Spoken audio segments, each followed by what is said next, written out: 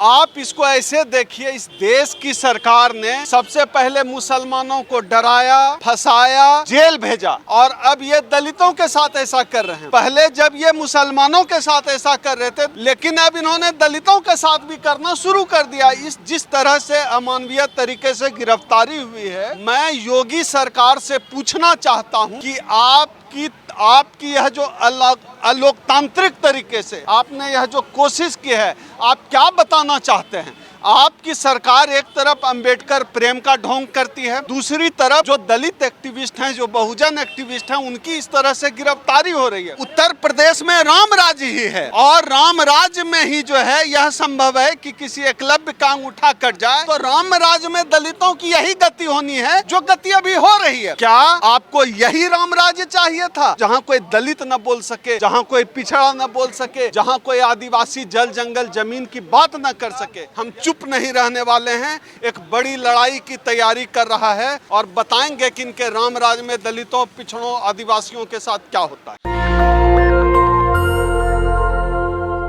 पत्रकारों को गिरफ्तार नहीं किया है योगी सरकार ने गोरखपुर में, बल्कि इस देश में जो अंबेडकर की बात मोबाइल पर करते हैं, जो अंबेडकर की बात सोशल मीडिया पर करते हैं, जो बहुजन समाज की बात सोशल मीडिया पर करते हैं, जो लोग इस देश का अंबेडकर को मानने वाले लोग हैं, बहुजन विचारधारा का प्रचार प्रसार करते हैं, उन लोगों की गिरफ्तारी हुई है। पत्रकार की गिरफ्तारी कहाँ हुई है? पत्रकार मतलब इस देश में सवर्ण पत्रकार होता है, पत्रकार की गिरफ्तारी नहीं हुई है।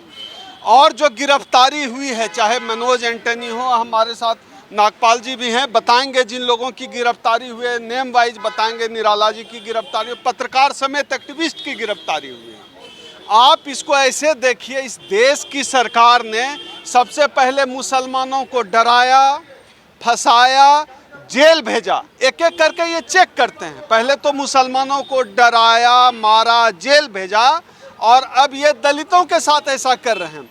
पहले जब ये मुसलमानों के साथ ऐसा कर रहे थे, दलितों को लगता था कि अरे उनके साथ क्या होगा, लेकिन अब इन्होंने दलितों के साथ भी करना शुरू कर दिया। इस जिस तरह से अमानवीय तरीके से गिरफ्तारी हुई है हमारे साथियों की, मैं योगी सरकार से पूछना चाहता हूं कि आपकी यह जो अलोकतांत्रिक तरीके से आपने यह जो कोशिश की है, आप क्या बताना चाहते हैं? आपकी सरकार एक तरफ अंबेडकर प्रेम का ढोंग करती है, दूसरी तरफ जो दलित एक्टिविस्ट हैं, जो बहुजन एक्टिविस्ट हैं, उनकी इस तरह से गिरफ्तारी हो रही है। अरे उत्तर प्रदेश में राम राज्य साहब, कानून राम राज्य में तो यही होगा।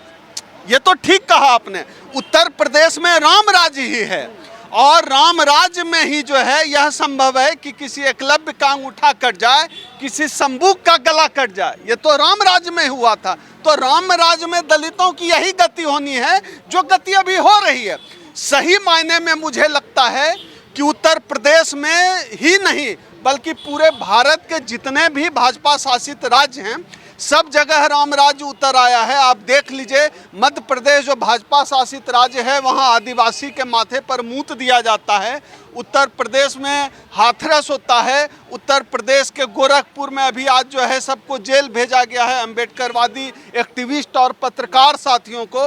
तो राम राज्य तो है, यही राम राज्य है। लेकिन इस राम राज्य के बहाने मैं इस देश के SC ST OBC समाज के लोगों से सवाल पूछना चाहता हूँ, क्या आपको यही राम राज्य चाहिए था, जहाँ कोई दलित न बोल सके, जहाँ कोई पिछड़ा न बोल सके, जहाँ कोई आदिवासी जल जंगल जमीन की बात न कर सके? यह सवाल सबसे नहीं है, यह सवाल सिर्फ बहुजन समाज से है कि आपको यही राम राज्य चाहिए था ना, जिस राम राज्य में आज ये सब घटनाएं हो रही है, जहाँ हाथरस हो रहा है, जहाँ गोरखपुर हो रहा है, जहाँ पेशाब कांड हो रहा है, जिस राम राज्य में रोहित वेमुला को सुसाइड करना पड़ रहा है, यही राम राज्य चाहिए था ना। तो वो राम राज्य तो मिल गया, अब लाएं और फैला के राम राज्य। और दलित, पिछड़े एक्टिविस्ट, बहुजन एक्टिविस्ट अपने मुंह में जो है टेप चिपका के बैठे, यही तो है असली राम राज्य। और कैसा राम राज्य चाहिए? लेकिन मैं योगी सरकार से, भाजपा सरकार को यह चेतावनी देना चाहता हूँ, आपने यह जो किया है यह आपको भारी पड़ जाएगा। यह आपको इसलिए भारी पड़ जाएगा क्योंकि हम भीमा कोरेगांव की परंपरा के लोग हैं। आपको अगर यह लगता है कि आपकी इस गिरफ्तारी पर इस देश का बहुजन समाज चुप रह जाएगा, हम चुप नहीं रहने वाले हैं। इस पूरे मामले पर हमारा संगठन अखिल भारतीय परिसंघ एक बड़ी लड़ाई की तैयारी कर रहा है। हम पूरे देश में इस मामले को ले जाएंगे और बताएंगे कि इनके रामराज में दलितों, पिछड़ों, आदिवासियों के साथ क्या होता है। क्या हुआ था राहुल नागपाल जी, आप तो वहाँ पर मौजूद थे, आपकी बहस भी हुई थी। हुआ ये था कि हम लोग जब वहाँ पर थे, मैं, मनोज अंतानी, नीलम और दीदी निर्देश और संतोष अम्बेश और रमेश गौतम और एक दो साथी मनीष किरण, 5 से 7 लोग दिल्ली से बुलाए गए थे। मैं एज ए एक्टिविस्ट वहाँ पर एज ए वक्ता इनवाइट था और हमारे साथी जो लोग थे वो प्रोग्राम को कवर कर रहे थे। हजार मतलब कम से कम 10,000 की संख्या में महिलाएं थीं। कमिश्नरी पे जो है वो धरना चल रहा था और मांग थी घेरा डालो, डेरा डालो, 1 एकड़ ज़मीन भूमिहीन लोगों को दी जाए। और इस बात ये जो आंदोलन था, ये जो वहाँ के श्रवण कुमार निराला जी हैं उनके नेतृत्व में चल रहा था। उनकी टीम है अम्बेडकर जन मोर्चा, उसके नेतृत्व में चल रहा था।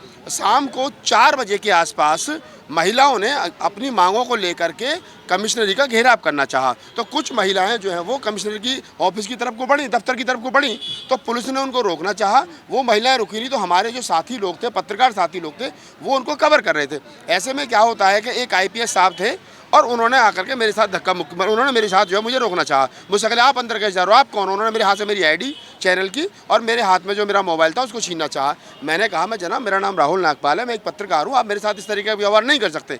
लेकिन उन्होंने कहा, उन्होंने फिर भी वो नहीं माने, वो ID दिखाओ, ID दिखाओ। मैंने उनसे कहा मैं आपके कंधे पर IPS लिखा है, ये आपकी ID है, मेरे हाथ में मेरे चैनल की ID है, ये मेरी ID है। और अगर आपको ID मांगनी है तो क्या आप आज तक की किसी पत्रकार के हाथ में आज तक की ID हो, जी न्यूज़ के किसी पत्रकार के हाथ में जी न्यूज़ की ID हो, तो आप उससे कहेंगे कि आप अपनी ID दिखाइए। अब ये तो मैं आपसे भी सवाल कर सकता हूँ कि आपको जो सरकार ने ID दी है, आप कौन से बैच के IPS हैं, आपने कब ज्वाइन किया है, तो वो आपके पास भी होगी।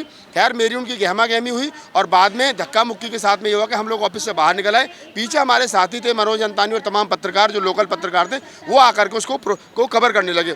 तो तमाम भीड़ थी, हज़ारों की संख्या में लोग थे, महिलाएं थी। बाद में उनको अंतानी जी ने उनसे कहा कि आप किनके साथ बदतमीजी करो, आपको पता होना चाहिए राहुल नागपाल है, सीनियर जर्नलिस्ट हैं, इनको बेस्ट पत्रकारिता का अवार्ड मिला है। तो उन्होंने कहा कि ठीक है मेरी गलती है, पर बाद में आकर उन्होंने सॉरी बोला। इस बात के लिए मैं उनका धन्यवाद भी करता हूँ पुलिस का। उन्होंने सॉरी बोला और उन्होंने कहा कि ठीक है मैं दिल्ली का ही रहने वाला हूँ राहुल जी, और मैं JNU का पढ़ा लिखा हूँ। तो मैं कहा ठीक है, हमारी कोई पुलिस से वैर नहीं है, हम पत्रकार हैं, हमारी ड्यूटी ये है कि पत्रकार और समाज के बीच में, सरकार और समाज के बीच में, सरकार जो है, सरकार में बैठे हुए नुमाइंदे जो है वो जनता के साथ में गलत ना करें और जनता कोई ऐसा काम ना करे जो सरकार के प्रति ठीक हो। ये हम आईना दिखाना हमारा ये काम है।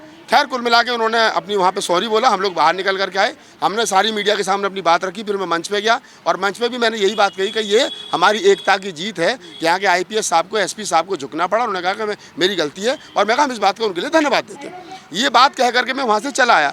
रात को 7 बजे मैं अपने होटल आ गया और लगभग रात को 10:30-11 बजे के करीब वहाँ के DM साहब, कमिश्नर साहब, SP साहब, तमाम टीम वहाँ आई और जो श्रवण कुमार निराला और उनकी टीम थी, दीदी निर्देश जिसमें शामिल थी, नीलम जिसमें शामिल थी और एक पूर्व IPS हैं SR दारा सिंह, वो वहाँ पर थे। उनकी देख रेख में एक जो मेमोरेंडम था वहाँ सौंपा गया और DM साहब ने ये कहा कि आपकी मांग जो है वो जायज़ है, हम जो है बातचीत करेंगे CM साहब से और कोशिश करेंगे कि इसका समाधान निकाला जाए, भूमिहीन लोगों को ज़मीन दी जाए। ये बात जब इतने जब उन्होंने ऊंचे स्तर पर ले जाने का आश्वासन दिया आपको, मेमोरेंडम भी आपसे ले लिया और 2 महीने का लगभग सामने सुना है, हाँ 2 महीने का टाइम उन्होंने मांगा था। उसके बावजूद फिर गिरफ्तारी किसी, वही मैं बताना जा रहा हूँ कि जब ये बात सारी तय हो गई कि 2 महीने का समय ले लिया वहाँ पर, जबकि डिस्ट्रिक्ट क्या नाम है, जो जिले के आला अधिकारी वो तमाम थे, उन्होंने आश्वासन दिया आप ये जगह खाली कर दीजिए, अब हम जो है CM साहब से बात करके सबके लिए बात करेंगे। उसके बाद में जो लोग होटल चले गए, लोगों को होटल से उठा लिया गया, श्रवण कुमार निराला को वहीं से गिरफ्तार कर लिया गया। हमारे साथी पत्रकारों को रात को 1 बजे के बाद में मनोज अंतानी और क्या नाम है संतोष अम्बेश, रमेश गौतम, उन लोगों को होटल से उठा लिया गया। सुबह को 5 बजे नीलम गौतम और उनके हस्बैंड जो जय भीम प्रकाश हैं उनको होटल से उठा लिया गया। एक एक करके तमाम पत्रकारों को और वहाँ के लगभग 13 लोगों के नाम पर नाम दर्ज FIR की गई है और 10 से 15 लोग अज्ञात हैं। मैं वहाँ से सुबह को 4-5 बजे निकला। जब मुझे पता चला कि ऐसा, मैंने लोगों से संपर्क साधने की कोशिश की, सबके मोबाइल स्विच ऑफ थे। मैंने जो सिस्टम में लोग उनसे बातचीत करने, कोई बात करने को तैयार नहीं था। मैं आज सुबह दिल्ली पहुँचा हूँ और अज्ञात लोगों में हो सकता है कल को हमारा और जो दिल्ली में 1-2 लोग आ गए उनका भी नाम हो। बात बड़ी ये नहीं है कि किन के नाम होंगे किन के नाम नहीं होंगे। अखबार की कटिंग हमारे पास है, अखबार में की कटिंग में ये स्पष्ट कहा गया है कि 12 घंटे चला धरना, डीएम और कमिश्नर साहब के पहुंचने पर समाप्त, तो 2 महीने के आश्वासन के साथ लोग उठे। लेकिन जब ये बात तय हो गई डीएम साहब के सामने, तो फिर पुलिस ने किसके आदेश पर वहां पर लोगों को गिरफ्तार किया और किन के आदेश पर अम्बेडकरवादी पत्रकारों को, समतावादी संविधानवादी लोगों को वहां पर गिरफ्तार किया गया। कंप्लेंट कौन पढ़ा? कंप्लेंटर वहीं के लोग हैं, उन्हीं के अपने लोग हैं। पुलिस हमेशा वही काम करती है, कोई आरोप नहीं है। पुलिस कह रही है ये लोग बिना इजाजत अंदर घुसे, धारा 144 लगी हुई थी, इन्होंने आकर के बिजली काटी, अपने माइक लगाए। जब लोग वहां पर गए थे और जब वो बिजली काट रहे थे तो पुलिस क्या कर रही थी? पुलिस ने क्यों नहीं रोका? और जब वो ऐसा हुआ, गाली गलौज की गई है और उनकी फाइलें छेड़ी गई हैं। जब फाइलें छेड़ी गई हैं तो कोई वीडियो रिकॉर्डिंग तो होगी ना उसकी। और जब सुबह से शाम तक धरना चला है, सुबह 10 बजे से लेकर के रात को 12 बजे तक धरना चला है, तो आप ये समझिए 14 घंटा धरना चला है। तो 14 घंटे के धरने पर पुलिस के हाथ पे हाथ रख करके बैठी थी। किस चीज़ का इंतजार कर रही थी? कौन से आदेश का इंतजार कर रही थी? और जब उन लोगों ने गलतियां की थी दिन में, तो फिर डीएम साहब आकर के क्यों बात कर रहे थे? एसएसपी साहब आकर के क्यों बात कर रहे थे? डिस्ट्रिक्ट के जिले के आलाधिकारी आकर के क्यों बात कर रहे थे? कितने लोग गिरफ्तार किए गए हैं, जेल में हैं या किसी जमानत मिल गई? अभी ये आज तक की जो रिपोर्ट है पूरी जानकारी नहीं मिल पा रही, क्योंकि लोगों के फ़ोन बंद है ज़्यादातर। लेकिन अभी तक ये मालूम हुआ है कि लगभग 13 लोग जेल में हैं। 13 लोग जिनके नाम दर्ज थी, उनमें से 11-12, सीमा गौतम शायद अभी बाहर हैं, बाकी तमाम लोग जेल में हैं। और वो सीमा गौतम भी बार बार कह रही है कि मुझे भी पुलिस गिरफ्तार करना चाहती है, क्योंकि कल वो पूरे दिन वहाँ 200-250 महिलाओं को लेकर के कमिश्नरी पर बैठी रही, धरना देती रही, लेकिन लोगों को नहीं छोड़ा गया। कल रात को 11 बजे जेल भेज दिया गया। आज लोअर कोर्ट में बेल लगाई गई थी, बेल खारिज हो गई है। हो सकता है 1-2 दिन में फिर डिस्ट्रिक्ट कोर्ट में लगाएं। गोरखपुर जो है योगी आदित्यनाथ का गृह जनपद, हाँ, वहाँ पर इस तरीके से कानून की खुलेआम धज्जियां उड़ाई जाती हैं। क्या लगता है, उत्तर प्रदेश हो या पूरा देश हो, कानून चल रहा है? देखिए, मैं हमेशा कहता हूँ कि अगर योगी जी का होम डिस्ट्रिक्ट है, मैंने वहाँ मंच पर भी ये बात बोली, मैं आदरणीय मुख्यमंत्री से मैं आदरणीय मुख्यमंत्री से ये पेशकश करता हूँ, गुहार लगाता हूँ कि मेरे जैसे पत्रकार के साथ में, मेरे जैसे सोशल एक्टिविस्ट के साथ में आपकी पुलिस का इस प्रकार का रवैया है, तो आम लोगों के साथ में, जो गांव देहात में हाशिए पर रहने वाला समाज है, उसके साथ में आपकी पुलिस का किस तरीके का रवैया होगा, ये विचारणीय प्रश्न है। मेरे हाथ में एक चैनल की आईडी है, मेरा एक फेस है, देश में करोड़ों लोग जानते हैं मुझे, तो मेरे साथ में इस तरीके का है, तो आम लोगों के साथ में क्या होगा? तो माननीय मुख्यमंत्री जी अपनी पुलिस को संभालिए ताकि आम लोगों को न्याय मिल सके। तो आपके सवाल का जवाब यही है। और हमें ज़्यादा से ज़्यादा तमाम जो भी साथी इस वीडियो को देख रहे हैं, ये मेरी लड़ाई नहीं है, ओमशुदा भाई की लड़ाई नहीं है। इनका मैं धन्यवाद करता हूँ। उन्होंने कहा कि परिसंघ जो है पत्रकारों को और तमाम एक्टिविस्टों को छुड़ाने की लड़ाई को लड़ेगा। मैं तमाम संगठनों से अपील करता हूँ कि पत्रकार समाज में बहुत कम है, बहुत मुट्ठी भर लोग हैं जो सही लेवल पर काम कर रहे हैं। उन्हें मनोज अंतानी जैसे लोगों को, संतोष अम्बेश और क्या नाम है और लोगों को, रमेश गौतम जैसे को, मेरा भी नाम हो सकता है, मनीष का भी हो सकता है कल को अज्ञातों में, हमारे जैसे लोगों को गिरफ्तार करके जेल में डाल दिया जाएगा। तो आप समझिए संविधान की आवाज़ बताई जा रही है। टोटल शेड्यूल कास्ट थे, ज़्यादातर SC/ST के लोग थे, एक आध मुस्लिम थे।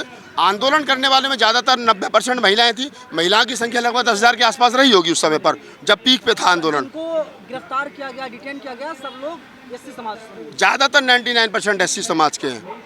उसमें एक पूर्व IPS हैं, एक प्रोफेसर हैं जिनको गिरफ्तार किया गया, जिन्होंने बहुत सारी किताबें लिखी हैं। पूर्व IPS हैं जो कमिश्नर रहे, और 4-5 एक्टिविस्ट हैं, 4-5 पत्रकार हैं। 13 लोगों के नाम दर्ज रिपोर्ट है। 12 लोग अभी साथ पुलिस की हिरासत में हैं और 12 से 15 लोगों अज्ञात हैं, जिनमें किसी को भी पुलिस रख सकती है। तो ये है। नेशनल दस्तक की आपसे गुजारिश है कि अगर इसको बचाना चाहते हैं तो नेशनल दस्तक को सब्सक्राइब करने के लिए रेड कलर के सब्सक्राइब बटन को दबाएं, फिर बेल आइकन की घंटी दबाएं। नेशनल दस्तक को बचाने के लिए बहुत जरूरी है कि हर खबर को शेयर करें, लाइक करें, कमेंट जरूर करें।